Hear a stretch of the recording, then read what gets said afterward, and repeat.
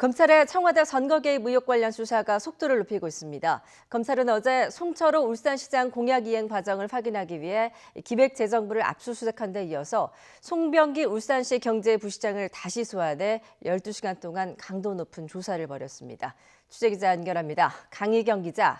네, 서울중앙지검입니다. 어제 송병기 울산부시장이 다시 검찰에 소환됐는데 주로 어떤 부분에 대한 조사가 이루어졌습니까? 네, 청와대 선거 개입 의혹을 수사하는 검찰이 어제 송 부시장을 울산지검으로 불러 조사했습니다. 12시간 가까이 조사를 받은 뒤 어젯밤 9시쯤 검찰청사를 빠져나갔습니다. 기자들의 질문엔 아무런 답을 하지 않았습니다. 당시 상황 직접 들어보겠습니다. 오늘 어떤 내용이 주제가 확인됐나요? 세간에 보도된 업무 수첩 내용은 사실인가요? 송 부시장은 청와대 선거 개입 의혹의 뇌관으로 떠오른 이른바 송명기 업무수첩의 당사자입니다.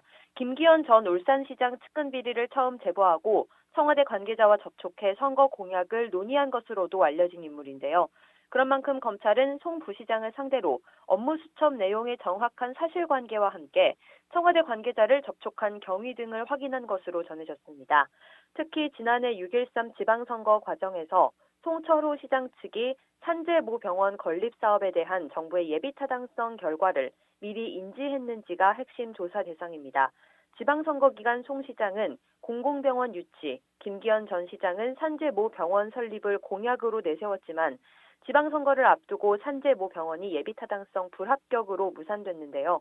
지방선거를 8개월가량 앞둔 시점에 송 부시장의 업무 수첩에 산재 모 병원이 좌초되면 좋다는 취지의 문구가 적힌 것으로 알려진 만큼 검찰은 송 시장 측이 청와대 관계자로부터 산재 모 병원 예타 결과를 미리 듣고 공약 수립에 참고했는지 들여다보고 있습니다. 이와 관련해 검찰은 어제 기획재정부 재정관리국 타당성 심사과와 한국개발연구원, KDI의 공공투자관리센터를 대상으로 압수수색을 진행하기도 했습니다. 아직 현장에서 일부 포렌식 작업이 진행되고 있는 것으로 전해졌는데요. 검찰은 압수물을 모두 확보하는 대로 본격적인 분석에 나설 방침입니다. 이와 함께 검찰은 송 부시장을 상대로 송 시장이 후보 시절 당내 단일 후보로 나온 과정에 청와대 개입이나 부당함이 있었는지도 살핀 것으로 알려졌습니다. 다만 경선 포기 조건으로 청와대로부터 자리를 제안받았다는 의혹이 제기된 임동호 전 더불어민주당 최고위원은 2차 검찰 조사를 마친 뒤 입장문을 내고 의혹은 사실이 아니란 점을 검찰 조사에서 분명히 밝혔다고 선을 그었습니다. 지금까지 서울중앙지검에서 YTN 강희경입니다.